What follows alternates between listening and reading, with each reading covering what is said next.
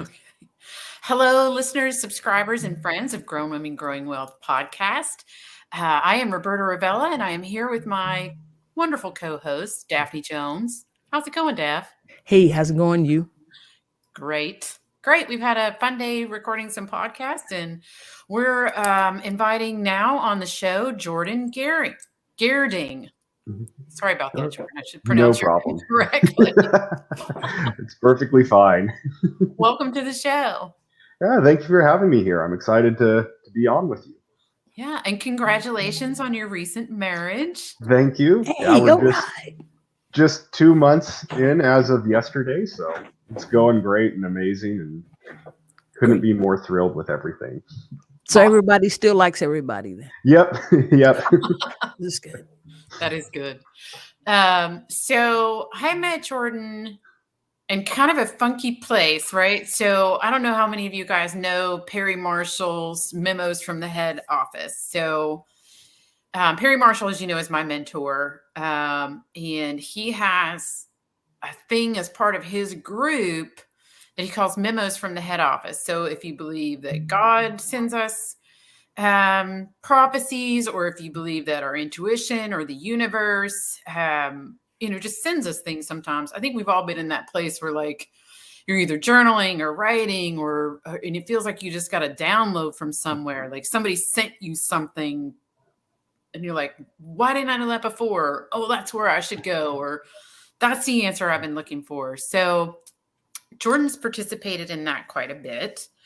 And from what I understand, you are working on a collaboration with Perry now to help people when they get those sorts of downloads. How do they integrate it into their business? Correct. Yeah, I've just in the early stages of kind of launching my membership area for people, and I've had a course. I've been building out the framework, actually recording, doing one-on-one sessions live with a client and friend of mine for the past year. Been building it for 2 years, and so all of that together, and being someone who Perry had since I think it was March of 2020, he had his team reach out because they were having that growing interest in the Memos from the Head Office webinars and needed some extra hands on deck to help out.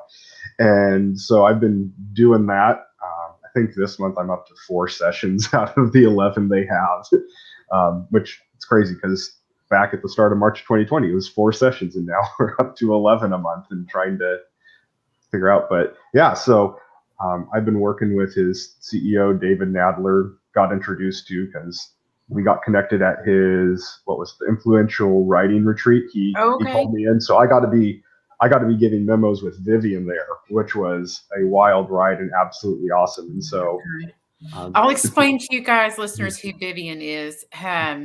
So she's a lady that Perry Marshall had met quite a while ago, and he met her at church, and she came up to him.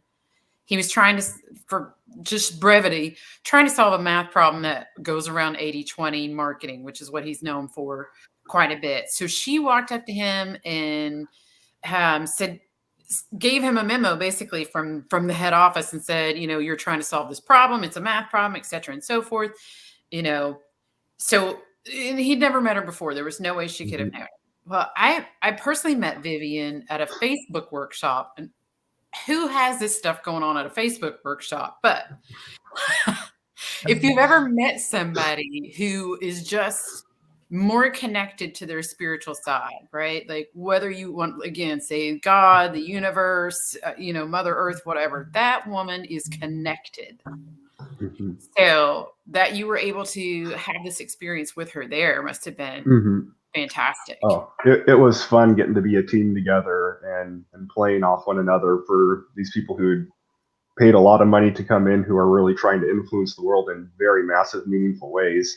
And getting to basically encourage them to speak into it, and here's some like peeks around the corner, maybe what's there, or here's just some bolstering up of who you are and like reinforcing those truths so you can act and live out of it instead of questioning like, this is big. Like, am I really supposed to be the one doing this? And it's like, yeah, like, yes, you are. And just getting to, as we do in kind of the memos world, where here's the picture we get, here's the words we get, and we say it, and they're like, oh my goodness. A couple of them like, you helped me find some things that I've been searching for my whole life, and just crystallized with you guys and became clear. And so it's just really, really fun getting to be tuned in that way, where it's just powerfully affecting people, and not this necessarily like esoteric, like, oh, that sounds really nice and encouraging, but I have no idea what that means. But it's like actively, eminently practical, tangible, right there, and meaningful, even because I think a lot of people see these things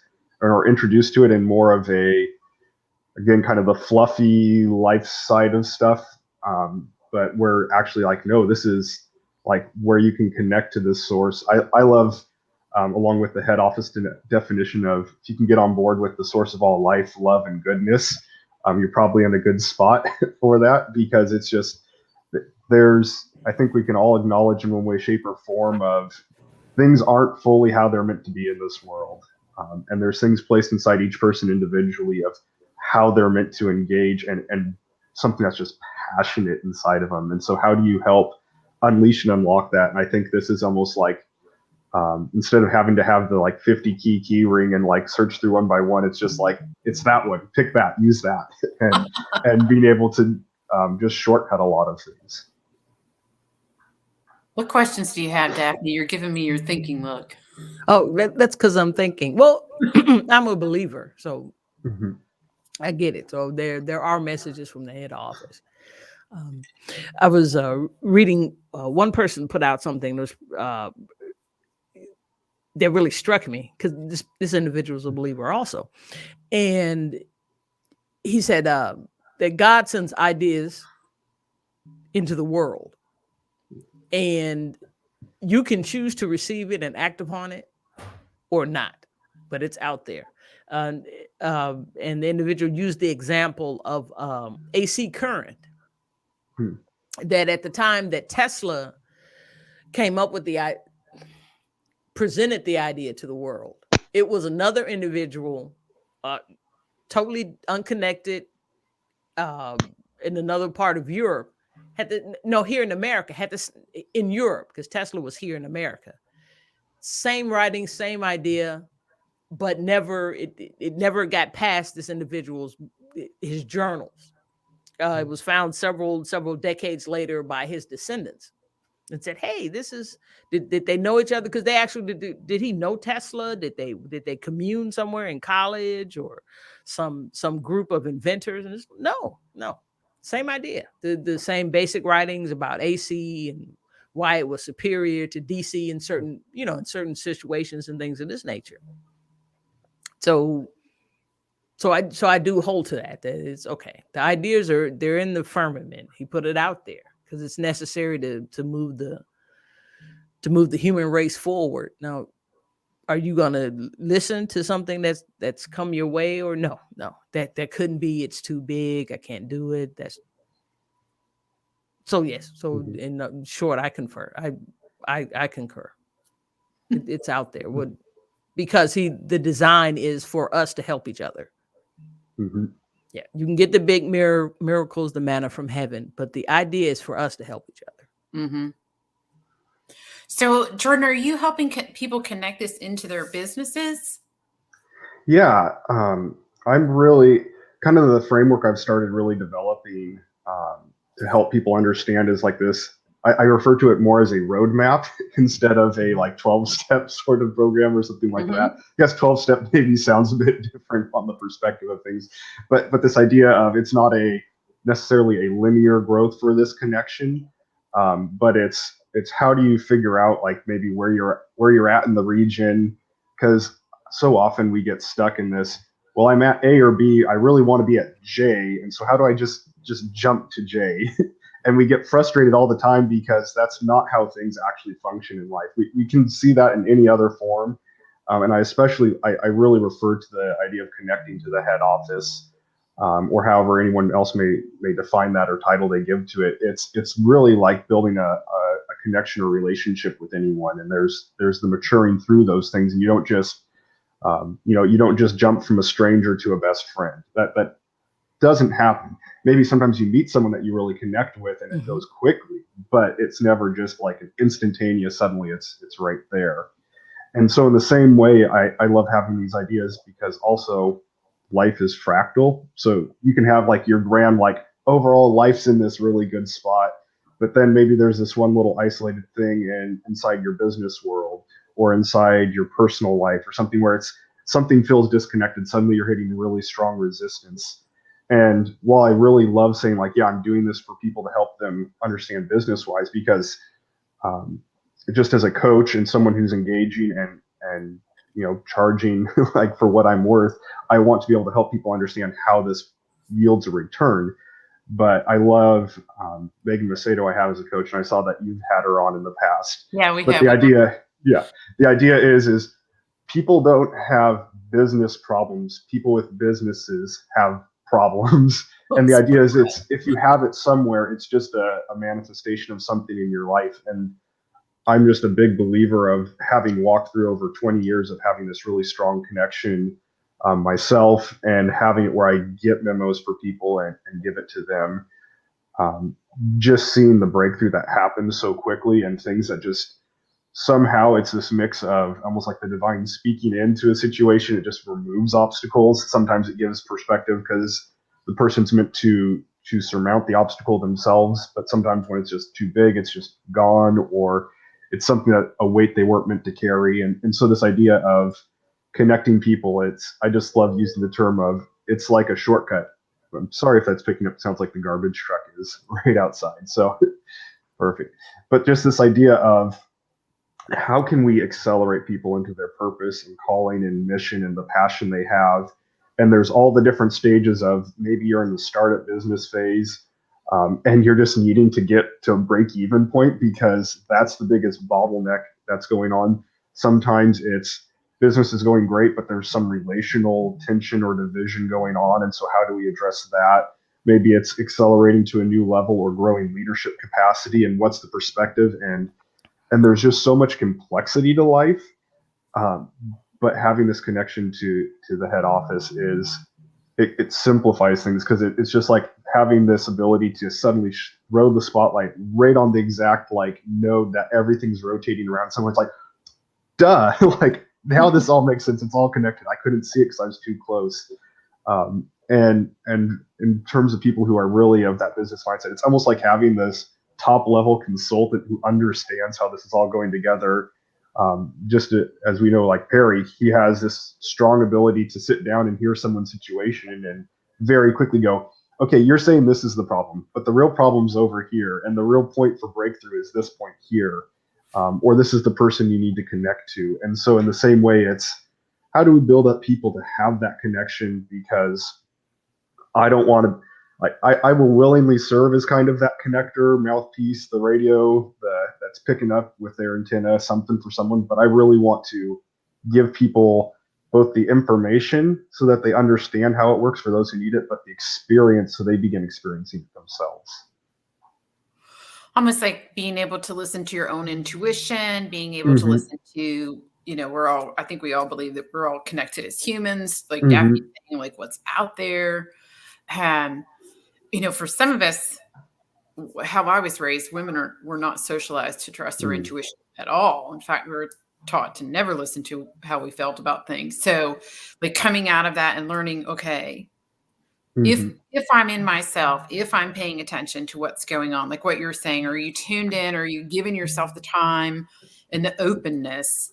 Then I can hear myself and know it's true. Or I can hear the memos from the head office and know it's true. Yeah. And that, I think it's a big piece because also people I find get stuck up a lot of, well, is this really the head office? Is it just me? Is it my intuition? Is it a bad burrito from last night? Is it, what is this? And I think giving people the freedom of, there's one end of the spectrum of the very, I'd say maybe like organized religious type where it's like, this is a really sacred sort of thing. And I don't want to impose on the sacred my own desires or thoughts and like solely it. And then there's the other end of the spectrum of, I don't even know if I fully believe that that's there. And therefore, how can I receive something if I'm not sure? And then everything in between that spectrum. And so a lot of what I help people do is just give it a try. That's why I like defining it that memos have three parts. There's the listening, the receiving, and the recording. And all three of those play a critical role. And they're going to look very different for everyone else. We can touch on some of that later. I want to try and keep myself from going on too many rabbit trails from different things on the topic at hand. But this idea of, okay, just start out, listen, have a question, have a mindset, or even just leave. Some people, they function well. I'm just leaving a blank slate for whatever to come in, and get something, receive it, and then record it, whether it's you giving a voice memo recording on your phone, whether it's writing it down. Some people, maybe it's more drawing a picture or some form of imagery going along with it, or finding an image online and really grabbing that and just allowing it to be. And even in those recording moments of, I love giving people the option of, you have yourself and you have like God, divine, head office, whatever. And then you have a third option where you can put like head office question mark and just, if you don't know for certain, just write that, do that, and record out what you think it is. And the biggest way that I've grown it over time is having, for me, of really writing things is really worked for me, and being able to go back and see, it's like, well, I thought it was that at the time, or wasn't 100% certain, but looking back, I absolutely know that was not me. I couldn't have had the foresight. I couldn't have seen around the corner like that was. I couldn't have known that relationship would have yielded what it did. And this is, business, life, everything in between. It's giving that perspective, and that's why I encourage you to just get the experience and start trying it. Even if you just write it and you don't actually follow through, and seeing how the results go of, oh, I really wish I had, like, that also itself is a valuable experience of growing in that trust. So it sounds like people are going to need to make some space for this. I know that's a new corporate buzzword, making space, but I mean, you're not going to have this go on in your life if you're, TikToking or in front of the television. So it's going to have to be some quiet time, either in the morning or at some place where you're focused on just listening and being. And how do you normally suggest people set this type of thing up? Yeah. And that flows a little bit into what I mentioned before. It can really look very different for different types of people. One of the things that I am working on trying to detail out is using a couple coaching indexes I have. One's the Kolbe Index, and others the Core Value Index, and then using Perry's Marketing DNA.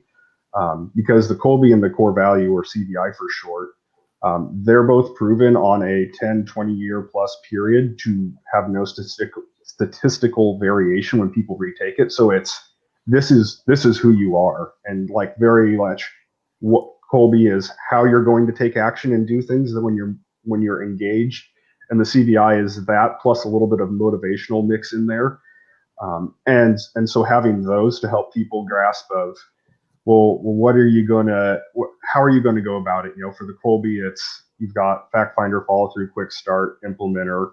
So are you an information, like fact grabbing, sort of person? Are you a synthesizer with the follow through, scheduling, having routine, custom, writing down, recording things?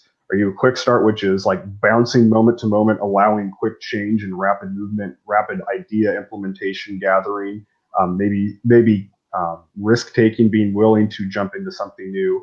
And then the implementer, which I think is a huge one people miss, is having that physical, hands-on, tangible, grasping sort of, either in a real environment or, putting your hands to wood crafting or something. And I think all of those give little hints.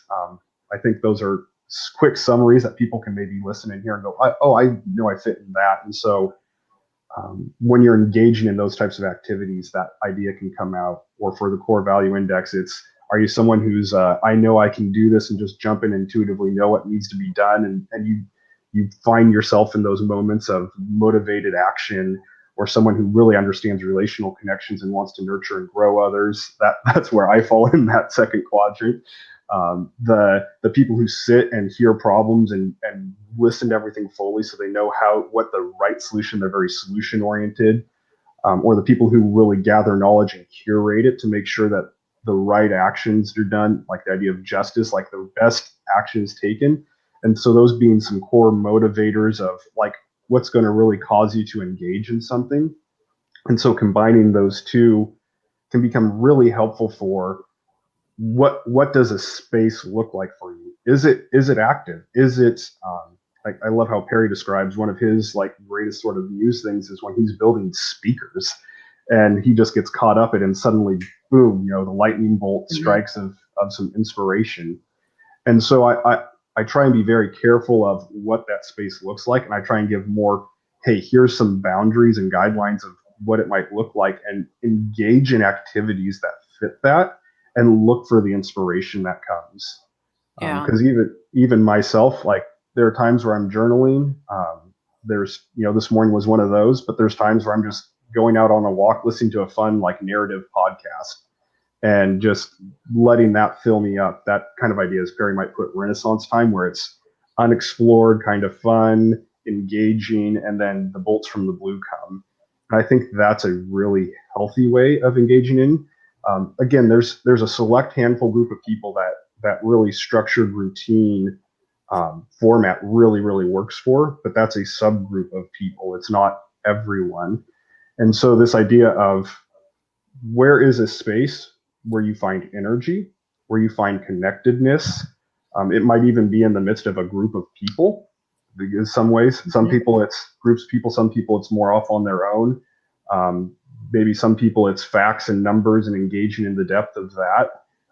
I can't tell you the number of times, because I have a little bit of that bent where it's I just start working through numbers and stuff. It's like, oh my goodness, like I'm getting a whole new business idea because of that.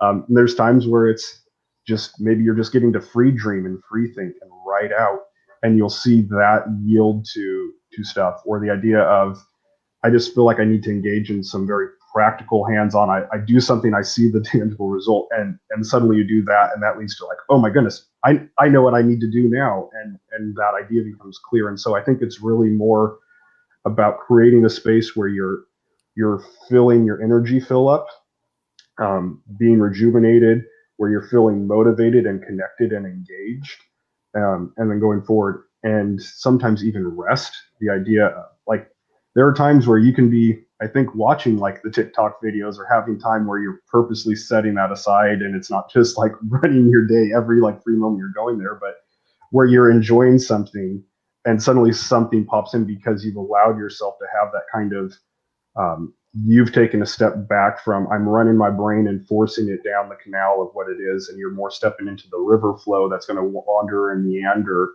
and suddenly that new perspective opens up. That's a good way to put it. Like instead of forcing it into a flow, like just let that. Because I'm definitely like you. I like to journal a lot in the mornings, and then a lot of times when I'm then either walking or riding my bike, even if I'm not thinking about it, then either stuff will pop in. Like I started always carrying around a notepad with me and a pen. And, or when I'm finished, it's like, okay, my brain is clear now. And whatever's sitting in front of me, I don't have so much popping around in the head. Yeah. And I know I also definitely find there, for me, typically, if I want to have meaningful connection time, it's got to be in the morning before my day starts. And so part of what I do is, because I have freedom in my schedule, I purposely try and make things not happen before 10 a.m. so that I've got 3 or 4 hours in my day where I can get things done. If I need to jump into a project or something, I have time to do that. But it provides enough space where I don't feel like, oh, I've only got an hour and I need to make something happen in this hour. I need to experience it. And that's for me personally, like I know I just need to have a little bit of that free space to allow, how am I getting some exercise and time out? Is today a breakfast day, or is it just a coffee day? Is it, I need a little extra sleep to catch up? And it allows that space and movement so that it doesn't feel crunched and rushed. I've got a weird mix when you talk of like Colby. For those who are aware, I'm a 7-7-6-3, which means I'm very like facts scheduled, but I also like to have a lot of movement and change up, which is a really, really, really unique and weird mix. And so that idea of I have learned who I am, where I function best. And for people, it's watch over time, figure it out, play with it, be playful. I think that's the biggest thing, because a lot of people try and be like, well, what do I need to do? What's the best method? And being very open to try, like be willing to try things, find what works, stick with it. if something changes, like let it change. And I always love going back to, as I've done some of this one-on-one course with my friend Sean, and he gets to ask questions as I kind of give details and framework and information. So like he gets to ask and help me contextualize it and make like, oh, this part of information is more important than the rest. But this idea of like getting near the end of it and like how we can become friends with this connection, like that level of steadfastness and built-in connection. It's like, well, we talk about spending time together and having that desire. Like, well, what happened? Like, especially people who have kids and they're running their business, or maybe multiple businesses, or they're someone who's working in the corporate world and they've got a lot of responsibilities. What does it look like? And one of the stories I love going back to, I can't remember the lady's name, but it was in kind of the 16 to 1800 time frame. And she was a woman who really had a strong, very devoted, loving connection with God, to where she's one of those people recorded as like God showing up in person to her and having that like whereas like Jesus would show up and she'd get to have that connection. And most people think like, man, you have to be like devoting like half your day to prayer or whatever, and this holiness sort of movement to make it happen. She actually had a very controlling husband, and he only allowed her to have like 30 minutes for prayer, Bible reading, that sort of connection a day.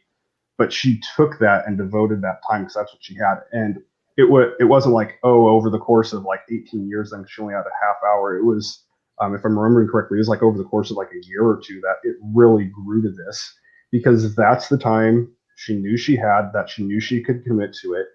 And that's where I encourage people of don't make it this grandiose sort of thing.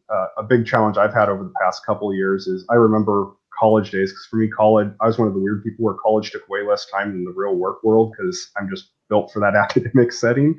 But I'd have like, on average 2 to 3 hours a day of journaling and reading and all of that, very focused around this connection. And now it's okay, I'll sit down, and if I journal, it's a couple times a week or something like that, and it's for 15-30 minutes. And sometimes the ideas, I've gotten much more succinct in my thinking and more focused when I write, instead of being wandering, and I write a lot faster. I used to write at probably like 15 words a minute if I had to handwrite things. And so there's but pulling myself of this expectation of I would avoid journaling and engage in these things that I knew really helped me connect, because it didn't measure up to my old standard of what I thought it should be or how it looked like and what life used to be. And so really like trying to put like this definition of this is how it needs to look, or this is what's going to like be meaningful. And even like getting a little bit into like this idea of we need to do enough that the head office is going to connect to us, or we're going to earn it. A big part of like the course and what I teach people is like, hey, the pursuit of the head office to connect relationally to us started a long, long time ago. It's really a lot, very independent of what our actions and what we do is. And it's more us stepping. It's like having this picture of a river flowing of this connection that's available. And all it is just stepping into it and giving time and space for that. But it has a lot less to do of earning it, so to speak, than stepping into something that's readily available and there. And there's just a lot of natural boundaries and obstacles that culture has put in the way that we put in our way of. It's hard to get into, it's esoteric, it's out there. A little bit of like, I'm afraid of what I'm going to encounter when I get there. Like, is it like, I think a lot of people get scared of, well, this thing knows all about me. Like, am I going to step in and then it's just going to start railing me with all the things I screwed up on and every opportunity I missed? Like, I don't need to do that. I already do it to myself. And the idea of, I've had one or two nicely done encounters from the head office on that over my couple decades of being engaged in this. But more often than not, I'm like, okay, God, like, I know I've screwed some stuff up, but it's just like, I love you. I'm proud of you. Like, here's how we're moving forward. This is what I'm doing to fix all of that. And it's like, oh, it's like all the things that my soul just absolutely needed to hear to be able to move forward. That's what came in, instead of this like, well, you screwed up and here's how you need to go and do and fix it all. And this is what needs to happen. And, it's really funny. Even for me, as I figure out like, well, what does like following and stepping in line last year is really funny, because in one of my journaling times, the head office is like, yeah, Jordan, I know it takes you a while to move because you want to get the information fast. So I just start telling you stuff about 6 months in advance before you need to. So you can, like, it starts working its way through. And by the time it needs to happen, then you're ready to step into it. That's funny. I'm a quick start on the Colby. I would guess Daphne is too. Yeah. Because in what you were speaking, when you say about listening, with me, I fear. Well, I know the bright shiny object thing with me. I will chase that squirrel in a minute. It's something we're not going to use the word should, but the bright shiny object thing is there. So how does one, what's the word I'm looking for, differentiate between, just a new idea? That's not really the focus that's being sent down. That's not really the message you're getting. Yeah, I think a lot of that, and a lot of people will be both relieved and frustrated by this, but it's that development of time and experience with it. Again, after a couple decades, I can be in a position where someone, and I do this on the Memos calls that Perry has, where it's literally you get a name and okay, well, what do I get? And just start going.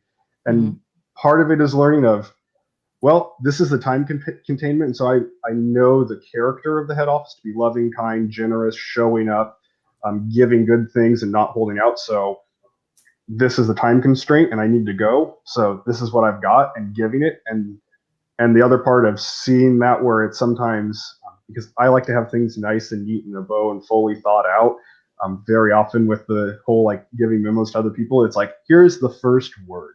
And this gives the idea and context. And then you have to step into it, Jordan, because this can't be you just conjuring something for them. And so stepping into it, and then more comes. I know for other people, it might look different. Again, I feel like that is a bounds for me. So especially in those moments of where I'm kind of rapid fire giving it to people, I know it's not me and I can have that integrity in my heart. But there's a lot of just experience and being exposed to it over time and seeing what it is. And eventually, for me, I'm more of a words person. And so I receive things more in a like internal auditory sense, where it feels like, okay, I'm getting a language. Sometimes it's emotive and that translates into words for me to understand what it is. But there's a lot of, I understand what's me, I understand what's like the head office, and then I'd also understand what's like something else like that's the outside of all that that's trying to expose external pressure to move something in a different way where it's like our culture or foundations. I'd say there's also like in my belief there's an opposing force to goodness, and so like some of that trying to cause static. And so over time you kind of learn what these different influences, voices. I like to use the term, as you do this, you're building resonancy with the head office. It's not the head office changing, but it's you understanding like when you're coming into contact with that it's like, oh, I can feel and understand and recognize this is true, this is authentic, this is like pure. And so I say that in terms of, one, you don't have to have this feeling of I absolutely need to just know right away. But you begin to really understand and gain clarity and perspective. I think another key context is you can always put it through the filter of, is this encouraging? Is this strengthening? Is this building up? If it's not that, there's probably a 95 to 97% chance it's not not from the head office and it's something external. Because that's just the vast majority of what that really is. And the times where it does kind of get corrective, maybe, it tends to be very uplifting and very gentle and very nurturing to it. Very, very rarely is it like a hammer striking a rock or shell to crack something open. That is like, the 0.001% cases. And so I think having that kind of context of, does this feel generous? Does this feel life-giving? Is this encouraging, strengthening? Is this helping advance me, helping others? Is this answering the question that I've been asking? I think those are helpful questions and perspectives to have, especially because even there's times myself after over over, again, 2 decades of being closely connected, and where I really choose to live my life out of these connections. And experiencing that where I still have doubts, and more often than not, it's more me like, that's a really big thing, or that seems really too good to be true. So I don't know if I want to trust that and have that hope. But there's always going to be those questions, and having that framework and filter to run things through just makes it really, really much more simplified to say, okay, I can at least put my trust that this might be the head office connecting to me. And so now I can watch and see how that interacts with reality. Okay. You'd mentioned you have a coaching program. So all you've just said, how did you come about saying, hey, I can help, this is what I have to help others? Yeah. And so a little bit of that is, I used to work for my dad's construction firm. I went to college. I graduated 30 years after he did, the same degree he got from Oregon State University in construction engineering management. I was the heir apparent to the company, for, where it was, hey, Jordan could likely take it over. The past couple years, they've crested the 9-figure revenue mark. So it's not like a small, tiny family business. It's a very monumental business that's doing great work in the area it's located in. What those who are familiar with some of Perry's terms of like a star business, where it's leading the market in the niche that it's in, it was definitely one of those. Absolutely great people to work with. And so it was one of those things of like, as I was processing over the course of a couple of years, feeling like, I don't know if this is for me or not, or moving. And it's like, I know I could do really well in a leadership position in it, but right now, how things are working, I didn't want to just be like crowned prince. So when my dad was looking through succession planning, he had the idea of an ESOP. I'd been doing business research on my own to grow, and I'd learned about ESOPs, and I thought it was a great thing. And that was years before I looked at stepping out from the company. But basically in 2018 or so, I really had the sense of work stress was building up. I'd gone through a bad marriage, not a super messy divorce, but it was still a hard one, because my ex was like dating someone a couple months into going through it, and got married a month after the ink was put on the paper. And so just going through all that, work just bumped up because it was just a season where everyone was having to give 110, 120% to just function with everything that was going on. I got to the point where it was realizing, like, the position I was in as a project manager, I was running over around $25 million worth of contracted work under me with the team I was working with. And it was just the stress levels of that, plus then helping out in the estimating department with some different things, because I'd originally been in that. I was developing internal bleeding in my gut somewhere. And so it was like, something has to change. And it was my first time that I had this experience of stepping out, trying a coaching session with a friend that I met through Perry Marshall's forum group. Did a quick drive down to Medford, which is like 3 hours south of here. Did a half-day session with just doing it for free just to try it out. It was in the midst of just I could barely work 40 hours a week because I was just so broken down body-wise. But I remember driving down there, and the midst of it was like, I have energy. I got done with the day. I had energy. And at the end, he told me, he's like, hey, I need to go. You take care of something quick while you pack up.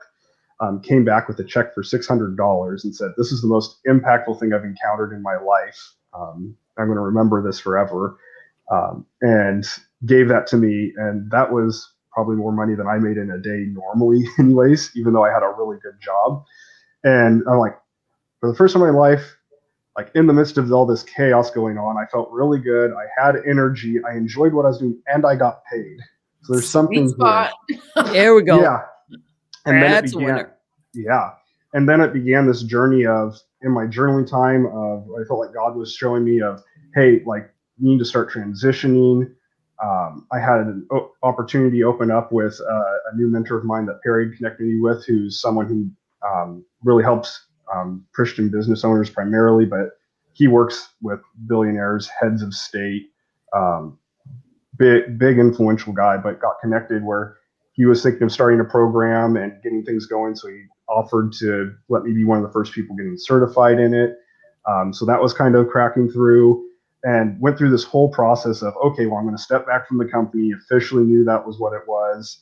Had a lot of not just like that revelatory, like head office saying this, but, you know, had my counselor I've been seeing and talked through with my dad, who got to wear both dad and CEO hat, which must have been hard for him. But once he saw it, I was like, okay, this is thought through. This isn't a reactionary, like, jump out of the ship. Him and my mom were on board and very supportive of it. And so went through a year of transition from the company. And that was its own miraculous sort of like, I felt like I was supposed to ask to go down to 3/4 time, and just figure out how to make things work financially as I invested in different stuff. My dad was like, I've never let anyone moonlight on me. Officially, the company isn't mine, so you have to go before the exec team and talk to them. And he goes, I don't think it's going to work. They'll probably tell you just need to choose one or the other. It ended up that things changed over the course of the month between talking to my dad and talking to them, that they're like, hey, as long as you are on board, you finish out this project that you're over. We don't care how many hours you're working, as long as you're getting the job done. You're fully billable, so we'll keep all your pay, all your benefits intact and in place. We just want you to finish this up. And so it's like, oh, and it ended up being like way less than 30 hours most of the time, because I'd learned how to get super duper efficient, because I just infused the 80-20 principle into my life of, well, what needs to get done. And there's pretty much 3 things in a given day that you need to do to make sure everything's moving forward smoothly. And so, you know, I was very clear with the team of, whenever you need me, contact me, let me know. So it wasn't just like an abdicating sort of stuff, but it was just miraculous to me and how that shaped out. Had my last day about almost 2 years ago to the day-to-day with the company. Took a few months off because I'm like, okay, I know I'm stepping into this whole life business coaching realm around helping people, and knew at that time roughly was like connecting to the head office. And after a few months, start of March 2020, I'm like, okay, I'm ready to start my in-person, fly around, meet people in small workshop groups. and about 7 days later, the whole pandemic and lockdown started. So it was a wild ride of going through that. I was already planning on selling my house that I had in Corvallis, because I was moving back down to Eugene. But that was a whole fun process of going through that at the start of the pandemic. But just watching, just following through on I saw his faithfulness of really just providing for me step after step. When it was like, I'd already planned on having 0 revenue for my first year, just to be like, you know, plan for the worst, expect the best sort of thing. Which it didn't end up being that bad, but it was a fairly like, okay, things are like, none of my business plan is working now. And so, but it's also funny because that whole previous year before doing that, like, God had regularly told me, like, probably 7 or 8 times, like, hey, this next year is going to be a year off for you. And so you kind of remind me of that going forward each year. I'm like, oh yeah, that's that. And so it was really in that time of like, well, I don't really have any means of doing what I thought of doing. This course had kind of come, like, woken up one morning. The framework for it kind of fell in place. And it just kind of sat there, been noodling on for about a year. And so I'm like, well, maybe I'm just going to start writing about this. And so I was doing that. And it was really interesting because there's a lot of God just like, I'm like, hey, I could do this thing and make money here. And God's like, nope, don't do that. I'm like, but it's making money. He's like, yeah, but this isn't the thing. Like, it's going to, and there were so many of those moments where it was hard to do, but is also easy to, because I could feel that like resonancy of like, okay, I know this is going to gum up the works of what I'm supposed to be doing. And I stepped away from being a CEO and a guaranteed nest egg outside of my salary earning of probably like 10 to 20 million bucks guaranteed, just from the 401k sort of investments, and then the shares that were available through the ESOP and the growth that the company was having. I'm like, I stepped away from a lot of money. So if I'm just trying to find money, it's probably going backwards in terms of following what I really felt compelled to do. And how many people told you were crazy? Surprisingly, I don't think I had a bunch of people tell me I was crazy. Okay. It was Okay. more people like, which I think is another sign. Most people are like, that is really inspiring and that's really encouraging. And part of it too was because of how I'd lived very much debt free. When I sold my house, I had a substantial amount of equity in it that paid off a lot of debt, and I had 18 months of runway roughly that I knew before I officially had to be making money. So that aided a whole bunch of that, I think. Mhm. And it definitely, like my dad being the business person, wanting to understand how things were working, and me not necessarily having a clear business plan. I understood things and had thoughts. He's a 10 on the quick start, so as high as you can go. And so some of it is just his form of engaging was idea, and learning how to walk through that, because we have a super strong relationship. And so process through that. But surprisingly, there wasn't a whole lot of that. It felt very weird because there was very little work I was doing, and God was making clear, like, yeah, this is a year off because you've been through hell and back again through your marriage and this last year of, the previous year of work and all of that. Like, you need time to recover and recoup because of stuff that's coming your way. And starting to see like bits and pieces coming together. And it felt really frustrating because I'm like, God, I know I'm following you. I know it's going to be really big, and I'm excited to have this to be an encouragement to people, but I don't have an end results yet that can be encouraging. And I started, seeing different parts and pieces coming together, opportunities opening up that were fits for me, but they weren't anything super big.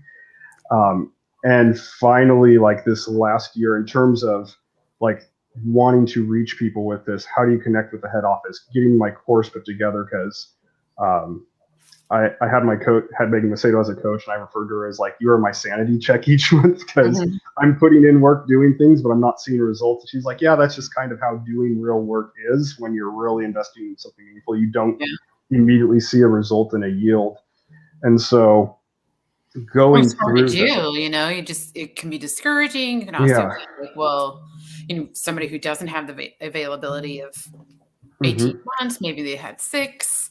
Where there's family pressure. Yeah, I mean, it can be really hard when you're stepping into that type of business that the meaning isn't like your dad's business. The meaning is, of course, he has a good business, but the shareholders are happy and the exec board are happy because they're in 9 figures, not because it's sweet, right? Not saying it's sweet, but you know what I mean? So for a lot of people who want to go in that direction, who are like, well, Megan calls it an artist business. If you guys are curious about Megan Macedo or what an artist business looks like, we have that episode. And I feel like my business is that way a lot. It's a body of work. It's Episode 16. Episode 16. There you go, Dad.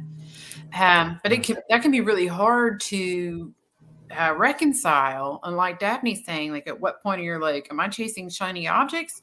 Am I ignoring, am I? Yeah. And it was a bit of a roller coaster until about October last year, when I started getting through a diversity of different things, getting traction, and where it's like, great, this last year, I basically replaced the income I had from business. Instead of working like 45, 50 hours a week, I was working 10 to 20 hours a week on that. And you weren't sick? And I wasn't sick. I was actually enjoying life. I'd met Katie, who's my wife now, and had ample time to have the long distance relationship actually work for us, and figuring, being able to engage in that, and being engaged part of my community and faith community down in the Eugene, Springfield area, and really helping my best friend, who's also my pastor, but helping him through all the COVID transition and being a sounding board and all of that. And so began to see things meaningfully work. And over the past 2 months, like, I've seen things just starting to explode in a really good way. And it's one of those things of, I followed the head office. There's a lot of like, rest, wait, don't just like jump in, kind of that idea said. It's not forcing down the canal and just digging your way through to the end line. It's letting it be a river and go along. I love the fact that rivers can't go straight more than 10 times their width. And so the idea, it's going to meander, it's going to flow, but it's finding the easiest route that's going to carry the amount of volume and capacity that's needed. And so over the course of 1 year, from like last October to now, I went from making like $100 an hour, and that's where I felt comfortable, to growing where not only like it is one thing to have people tell you you're worth something, it's another for you to feel worth it, and then it's another for you to actually charge it. Right.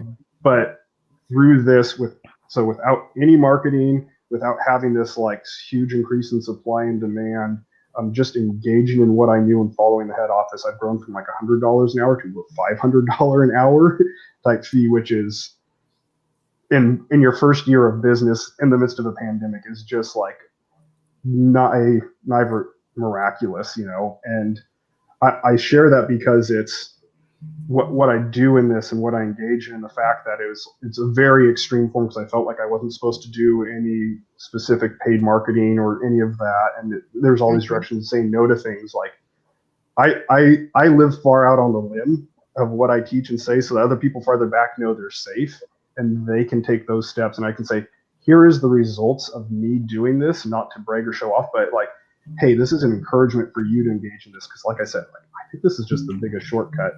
And it's really hard when, I'm in Perry's group, I'm joining his roundtable next year. Like, I know how to do all these marketing things. I got to watch my dad grow his business from 7 figures to 9 figures. And I know the ins and outs of big companies and how to do all that and all the CEO level work. I know how to read balance sheets and income statements and statements of cash flow and how those all go together. This isn't coming from I'm just naive and I choose to listen to the head office because I don't know anything else to do. It's, despite having all this information, how I bring that in and healthily use all of that for people. That is the goal of what I bring.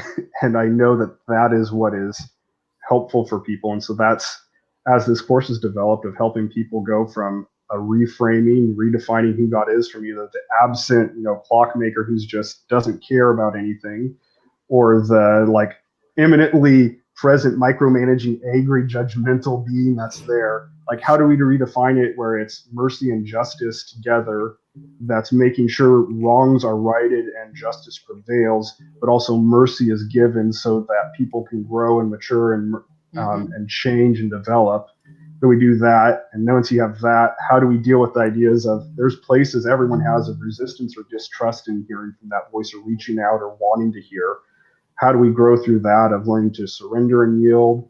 How do we abide, which means obedience? And when I get to like the ideas of obedience, surrender, I'm like, here's the picture of, it was a lot of resting. It was a lot of saying no to things, from like, look very much like high level investment of, there's a lot of things you say no and yes to the right things. And obedience for me yielded $100 an hour to $500 an hour in my first year of business during the pandemic. So that's how I help people reframe obedience from a 4-letter word to meaningfully good.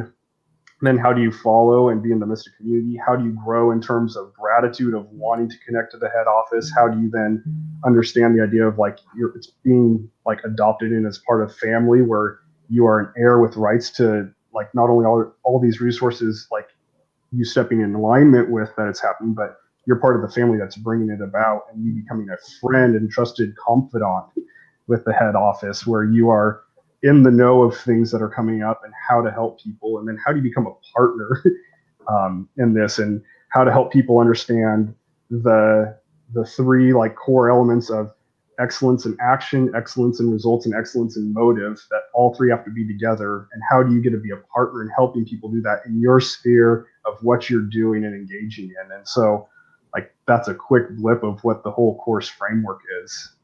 And it's made to be 1-hour session every week for a year to go through, so you can invest and learn and grow and integrated it in, because again, this isn't meant to be just like information fire hose download and hopefully something sticks. It's do one session out of all the stuff that comes up. What's the one thing that you're going to meaningfully integrate? And then the next session, and because it's over a year, there's multiple themes and things are going to come up. And when it's right for you to integrate and hear and listen, you're going to hear it. And so it's an easy, light, meaningfully strong way of building that connection. Now, where can people find you and find your course? Yeah, the best way right now, is you can just email me at Jordan, Jordang at Gerding International. And Gerding is spelled Gerding, my last name there. Mhm. And I'll get you connected. I've got a cool, slick app where it's literally like the masterclass sort of app where you can go in and download lessons and select stuff and take it with you even when you're offline. And so I'll get you in there. Right now, until the end of October, my course is at like a 25% cost of what I'm going to launch it at, because I've got a guy paying me basically $2,000 a month for the next 12 months to walk through individually. So it's going to be a $2,000 course when it launches here, probably December-ish, when it's fully up and running. But until the end of October, it's 500. In November, I'll probably bump that to 750 or 1,000. We'll see what that all looks like. But right now, I've got my backlog of videos that I'm continuing to edit and do. But it's currently got about 30 hours of content up on it right now. That's already accessible and able to jump in with. And so just reach out to me.